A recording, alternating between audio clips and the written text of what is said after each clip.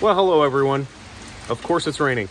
So today is Saturday. We need to leave tomorrow. It's midday. I have been troubleshooting for the last 3 or 4 days straight, trying to figure out why boost is falling off. Same issue I've had. So 12 PSI, by the end of the run we're at 4. No idea why. So let me walk you through the things we've done, the things we've tried, and where we're at. So car is in the shop because this last round of things that I've tried has brought me to a very interesting place. So let's just start from the beginning. So I fixed the cold cylinder issue, right? We figured out that the fuel pressure regulator was bad. Regulator got replaced, and then we replaced the bypass, and we took the car out and drove it, thinking that the boost problem would be fixed since the bypass wasn't working. Boost problem remains. Okay, so maybe it's a belt problem. Ordered smaller belts. Boost problem remains. So then I started just troubleshooting every single thing.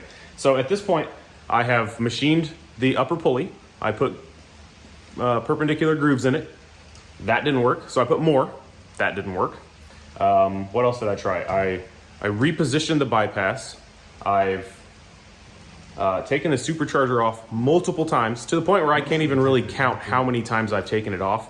But at this point, instead of it going head, RTV, adapter, supercharger gasket, supercharger, it now goes head, intake manifold gaskets from like a standard truck application, but they're metal impregnated with O-rings on them. So there's nothing to screw up and nothing to wait for it to dry. And then the adapter, and then brand new supercharger gaskets that I put on, thinking maybe that would fix it. And then the supercharger. So the supercharger itself is bolted to the heads in such a way that I don't even think it's possible it could leak, even with twice the amount of boost that it might see. So I'm not so much worried about that part. But needless to say, none of it has worked. So a couple things. In some of these videos, you can see the throttle blade. Somebody pointed out after I talked to him that the throttle didn't look like it was going 100%. So I had my wife come out and stomp on the throttle. Sure enough, we're at like 75%. Is that going to help? Probably. Is it going to fix it? I don't know. We'll see. So moving on from there, a few other things that I want to try. The injector O-rings, like I explained, I think I did, they're a little bit smaller than they should be.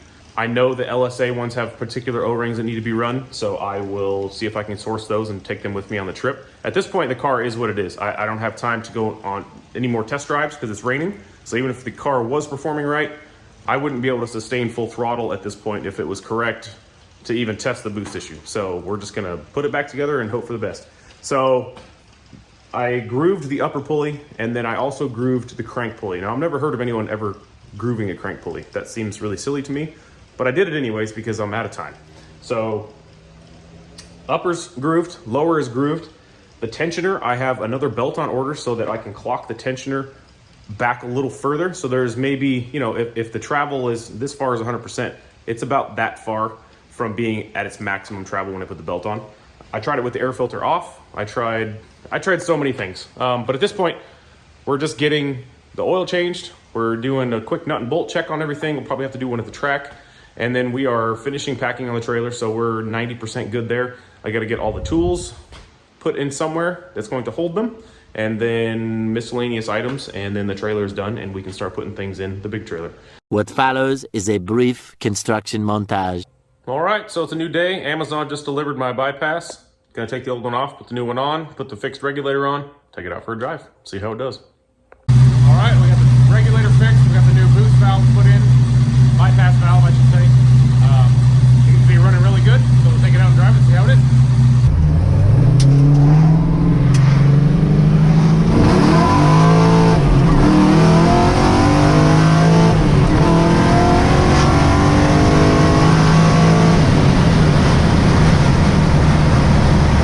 All right, back from the test drive. Unfortunately, I don't have the news that I wanted to share with you, which is that the car runs great and I don't have to do anything else.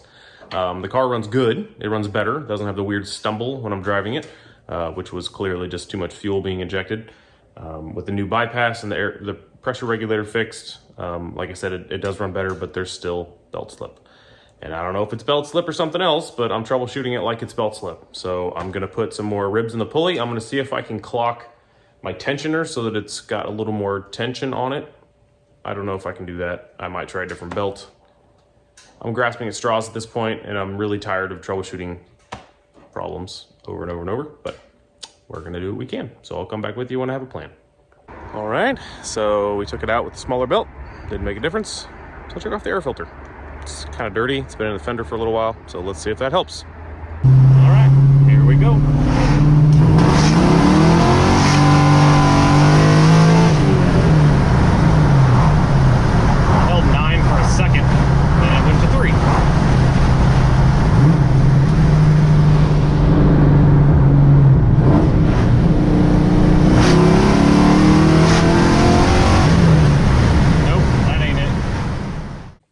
Things have escalated, so I cannot find where this belt slip is, so I'm gonna assume that maybe it's not belt slip. My only course of action at this point is to take the blower off and replace the base gaskets. The adapters use a little bit of RTV on the head side, and then they use the gaskets from the LSA on the adapter side. I have new gaskets for the blower, and then I can put RTV on the head. I don't know what else to do. It makes probably 12 pounds of boost when I get into it at a low RPM, and then it just tapers off. Just doesn't even matter what I'm doing. It just tapers, and the lowest I've seen is like 4 PSI. So it's bleeding out somewhere. So I'm hopeful that I'll find something, but every time I've taken this blower off, the gaskets look perfect. So maybe I screwed something up. So there we go. In like an hour, I will catch back with you and we'll see what we find. Not what I wanted for my day. This is not what I thought I was going to be doing. Great. All right, so an update on where we're at. So if you look at this side, it doesn't move. This side, if you can even see that, shifting back and forth.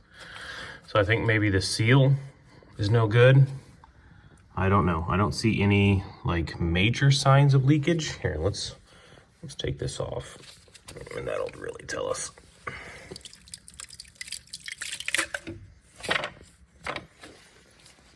Let's see. No, that doesn't look like it's been leaking. Well, maybe on the bottom right there. No, there's definitely oil right here that should not be there, because that would be oil from the supercharger. So that ain't good. This one. Oh, this one's really on there.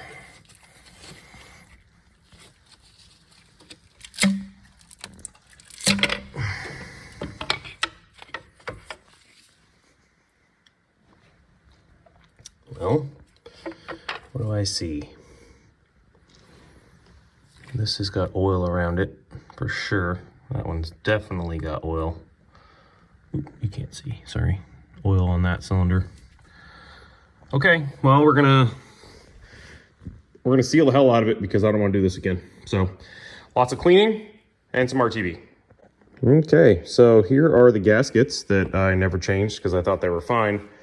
This is the driver's side, this is the passenger side. You can see they are filthy. I don't know if that's really affecting the sealing, but it's probably not helping. I already got the mating surface on the head side cleaned up, so we're gonna RTV that once I get ready. And then the adapter plates are scrubbed and cleaned. My concern here is twofold. One, we've affected the sealing surface of the heads in relation to the supercharger, right? So this is made for a stock engine, okay? So the V is whatever angle that is, like 45 degrees, let's say. Because all this stuff's been milled, this is all kind of moved down a little. And my concern is that it's hitting at the top when you're bolting it down and it's not completely sealing the bottom surface. Because this one was leaking and this one was leaking, but it looked like they were leaking at the bottom. So I don't know if that's from me moving the plates around when I was trying to get everything lined up. I don't know if that's from me cleaning these so many times with a razor blade, they're not flat anymore. I don't know if that's from the milling of the head and the block. Could be a lot of things. I'm gonna double up on the RTV this time because I don't plan on taking this apart anytime soon. I kind of went skimpy last time because it's recommended to just put a little bit, but I did that because every time I take it apart, it's a pain to clean. And I just expected last time I put it together to have to do it again. So this time everything's good. So we're gonna just double up and cross our fingers. All right, so update. My working theory is this. I know that when I checked the blower bolts after I put the engine together, that they were loose, right? So as I explained before, the head has a plate on it, the adapter plate that has an RTV seal, and in between that adapter plate and the supercharger, there is a O-ring seal. I think what had happened was I got the supercharger down and bolted in, and then I ran it with the bolts loose and it blew the RTV out. So what I have done now is, like I said, doubled up on the RTV. We have torqued them in multiple stages to the final stage of 88 inch-pounds, and now we are going to finish reassembling. So that was the hard part. I had to take the blower out and put it back in because the plates shifted. Nature of the beast. Put a 6.2 supercharger on a 5.3, that's what happens. So we're just gonna keep plugging along and I'll let you know when I'm done. All right, and just like magic, there we are, reassembled. So I have primed everything, checked for fuel leaks. We're good to start it up. I probably should wait overnight before driving this thing, just because the RTV needs to cure that long, but I think now that the bolts are tight and there's enough of it in there, I'm fairly confident that we're good.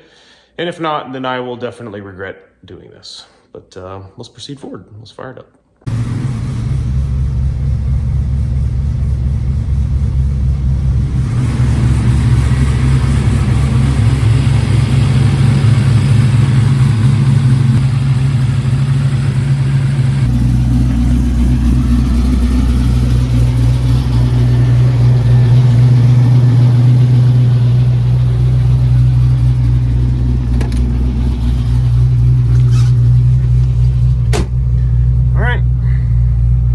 Fingers, cross your toes, do whatever you gotta do. Let's hope this works.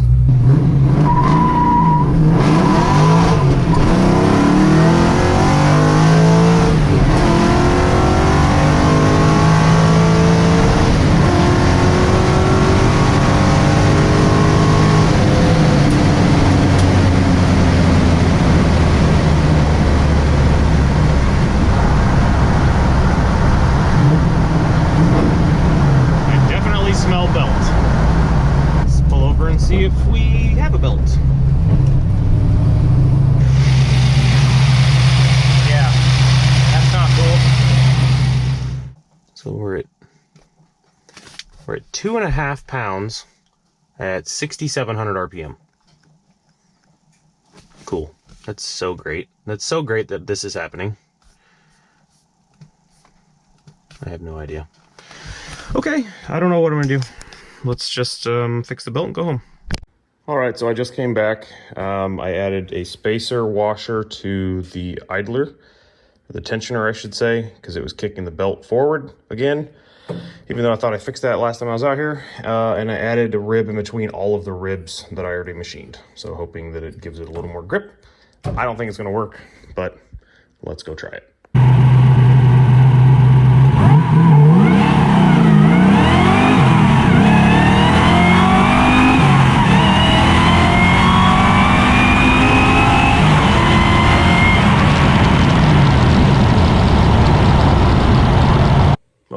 So whole different day. So I got up early this morning and pulled the snout out, off, whatever you want to call it. And it seems to spin free, no problem. So no weird noises, no weird play. Hard to do one-handed. But that part feels fine. Let me flip you around, you can see the supercharger. And here we are in the belly of the beast. So, see if I can get this thing spun with one hand here.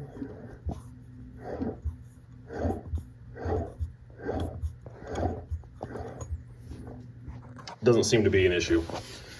No weird play, no weird noises. And the strange thing is, last year, I didn't have this issue, right? So when I had the car running for the first time with this blower, I had no issues with boost. And actually, it made like 18 pounds of boost. 18 or something like that. It was like 16 or 17 or 18 pounds when I had an exhaust restriction, which is one of the reasons I upgraded the exhaust. So I'm really confused as to why I'm having issues now. So yeah, not sure. Well, hello and all right. A little bit of an update here. So we have the supercharger off the car. I don't know if I explained what's going on here, but the plates are seemingly not flat, right? So we have adapter plates that go on this side. I've already replaced these gaskets. This is not the issue. I spread RTV on the ports, which which I've already cleaned off, but I spread them on the port all the way around. You can literally see the finger marks. And when I took the plates off today, the finger marks had not been smushed, which meant to me that they were not making solid contact even after everything was bolted down. So what I'm doing now, I'm using these spacers. I should stop calling them spacers. They are adapters. So they adapt from the cathedral port to the square port. And instead of using RTV, I'm now going to use these aftermarket Fel-Pro gaskets.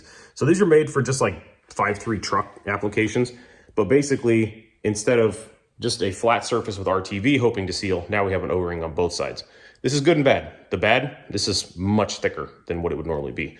So I might have belt issues, right? So the belt length is going to change. We're moving the supercharger up. I might have bolt issues because the bolts might not be long enough. But hoping the overall fix is that I'll have boost again. Anyways, we're just trying all kinds of stuff. There's a lot to do and not a lot of time to do it. So I still have to pack. I haven't packed, anything not race car related, right? So we're gonna be leaving for a week and we still got a lot of stuff to do. So just gonna get to it. Now I'm working on the trailer. So I do want to take my large jack stands. So I put those in the front here because the small ones fit in other places, and then started playing around with ideas. Now this is not final, and this is probably going to be annoying, and I'm gonna put this in the trunk of the car, which is gonna be empty, but I can fit everything up here. So I think what I'm gonna do is I'm gonna load all my tools in the black case, and then all the parts and stuff can go in this case. So the tires have to go on either side because of the wheelhouse here. I tried putting them on one end or the other, and they wouldn't fit. So that sucks, but it is what it is. So the other jack stand being used there will go here, and the strap, I may have to put another strap, I don't know, maybe like that way, or like I said, maybe this will just go in the car, because it does, if you pull hard enough, it will roll. Now, it's probably not going to fall out, but that's still something I don't really want to have to worry about. So this is up in the air. The whole trunk of the car is going to be empty, so I might as well just use that. So we'll see how all this goes. But it'll be nice to have another waterproof container to put tools in, because I was kind of at capacity with no tools in. That's how much space I have. So, just not a whole lot of room for stuff. So we'll see. We'll see how it goes. All right, and here's another update. So I decided that this thing rocks just a little bit too much because it's only being supported by the two U-bolts in the front and the rear. So I put some angle iron underneath there. So now that side doesn't move at all. I only had enough for one side, so I got to do the other one. But basically, that's what it looks like. It just attaches with a bolt there, attaches to the bottom side of the U with a spacer. Should be just fine. So got to get some more angle iron, got to get some paint because I got to paint that. And then hopefully I'll hear about the intake spacers, and then I can be done with this and then start on that. So we'll see. Okay, so here's an update. So I had planned to make a tension chain so that we can keep from swaying, even though I didn't see any. It's still best practice. Clearly this setup's a little bit too long. I'm gonna take one more link out, but basically what I did is I welded up this like 1/4-inch plate, just welded a link onto it, and then all we're gonna do is just bolt that to the bottom side of the receiver mount for the camper. So it's gonna pull on a nice straight line once it's tight, obviously, and we'll do the same on that side to that one right there. So that should work out. So I need to get a longer bolt for those two, and then I'll cut that link on both and we'll put it on there permanently. All right, and as promised, we got her all set up here. So basically, as you can see, we are tensioning to both sides up into here. And then I put some anti-seize on these guys. They are tight enough it actually picked this whole thing up, and it probably weighs a good, I don't know, 50, 60 pounds. But I'm gonna loosen these. I just want to see how tight they actually get. And I'm probably gonna tension them with the trailer on, since there's really no reason to do it with them off. But proof of concept, works good. We're up in there. Some 1/2-inch bolts. Good to go.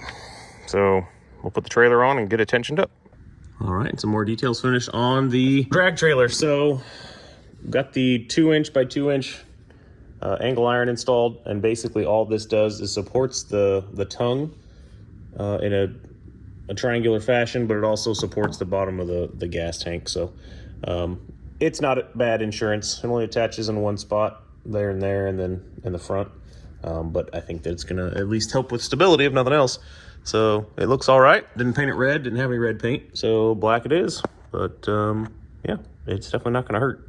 Right, so some hours later, we have the new intake gaskets on, adapter plates, blower gaskets, blower. So everything is back the way it was. I tried installing the Olson Custom Works idler bracket, this guy here, or tensioner bracket, I should say. Super nice piece, way thicker than mine, and the spacers are like, they're like 10 times thicker than the aluminum spacers I have. So clearly he over-engineered his and I under-engineered mine quite a bit. But it won't fit. So here's a picture of why it won't fit. It just fouls on the fan, and I don't have time or energy to even fix anything like that. So back to the one I have. Hopefully the belts stop coming off, because if not, I'm gonna have to put something on them to keep it from coming off. I don't know. More spacers, less spacers, who knows? So we're gonna fire this thing up for the first time with all this stuff on. So let's see how it goes. All right, here we go. Cross your fingers and your toes. I don't have time for anything else, so this has to work.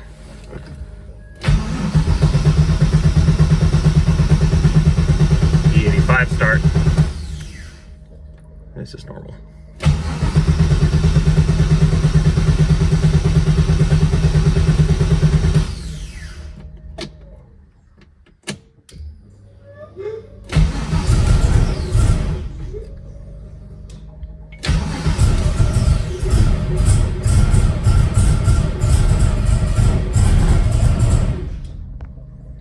Very cold.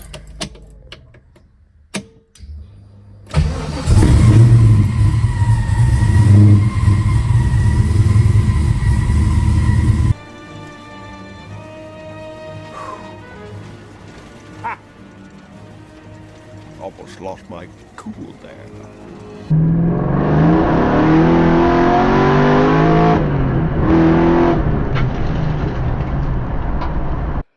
Come to find out, if you go wide open throttle and hit a dip, the suspension will bottom out and the bell housing is the first thing that will touch. Good to know. Ready?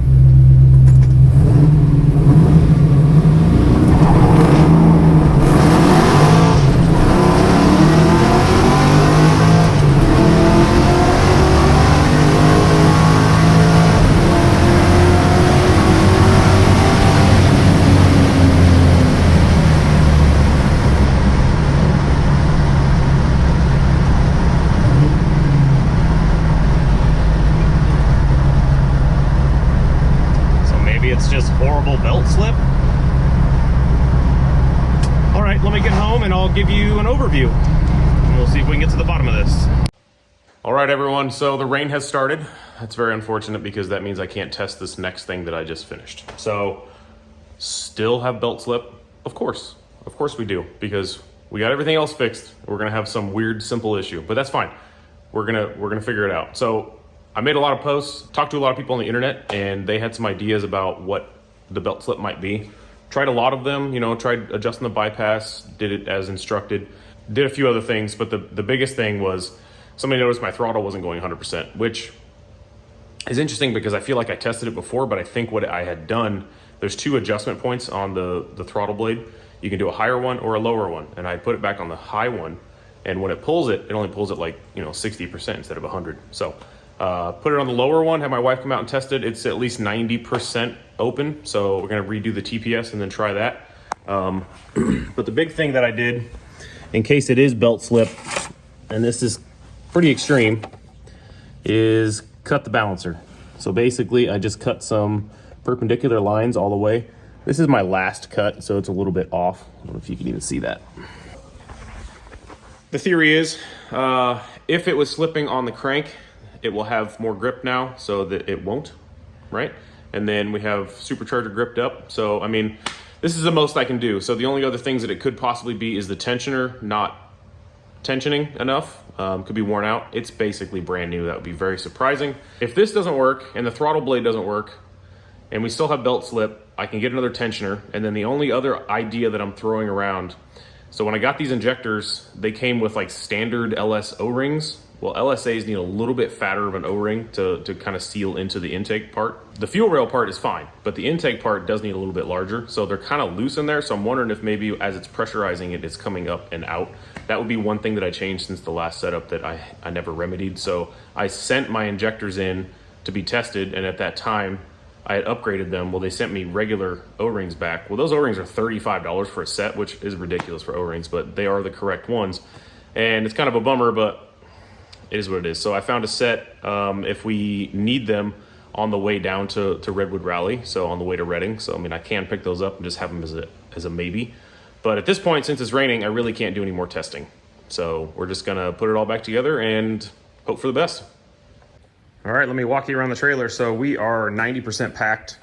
This is the layout that we're gonna go with. I think maybe some jack stands here and the jack on top, maybe the jack this direction. I'm not sure, I haven't figured that part out yet. But I am glad that I grabbed this little guy here. So other than throwing my back out, this thing has wheels on it and a handle on both sides. Fortunately, it's the exact right size, and we have a measured out 140 pounds of tools here. And that's not even all of them, but it is most of them. But it's nice because it's waterproof. I can still open it with the wheels on if I had to. And yeah, mostly safe. Can lock it up. And then come over here, and we got parts and fluids and lights and gloves and cleaning supplies and all the things. So trying to find stuff in here is going to be really a pain. I didn't label anything this time because it's just going to take too much time. But I mean, we have a whole wiring harness for a Holly in here. We have all of the little bits and pieces that I will probably never need, but if I do, they're in there. And then we got the jugs in the front and the jack stands, and then I'm gonna take these big jacks somewhere, probably up there, but I haven't decided yet. They could even go here. Yeah, so there it is. So now I am going to get the car cleaned inside and out, and since it has kind of stopped raining, and then the next step will be putting everything in the trailer. So piece by piece.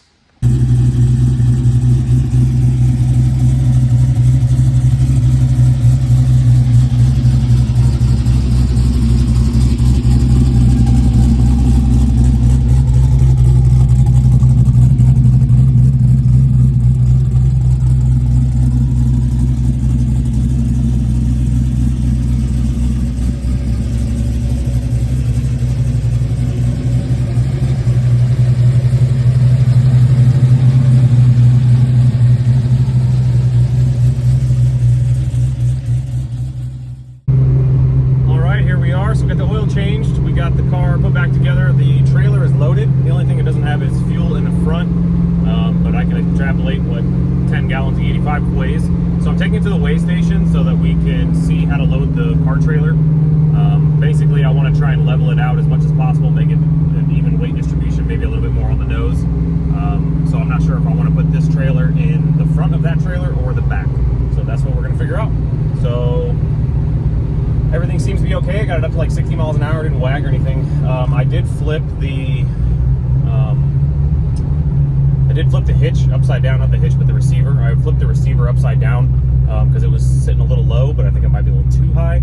So we'll see how it goes at freeway speeds. Getting on the freeway now, and I'll let you know if anything happens. All right, so some news. So we've got a few miles on it now, doing 70 right now.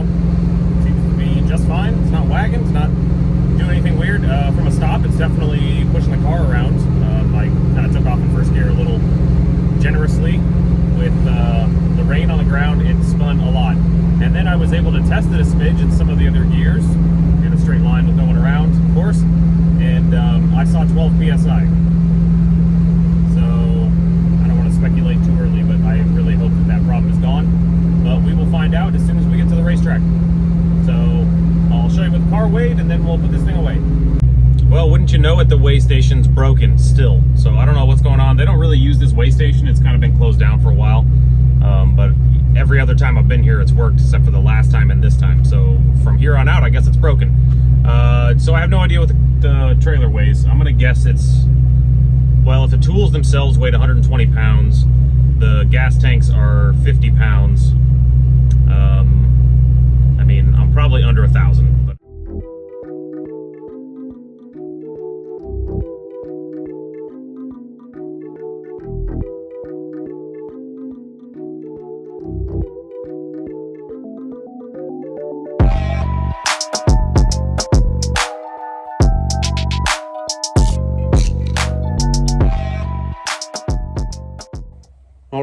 So here we are. We have a car in the trailer. We have a trailer in the trailer. I was just gonna show you how I have everything strapped up. It's a bit of a spider web of ratchet straps, but you know, we're just trying to keep stuff safe. So as you'd expect on the axle, we have, you need a light. Let me get you a light. All right, it is wild how tight it is in here. Barely even fit myself, much less all these things. But we are tight on there.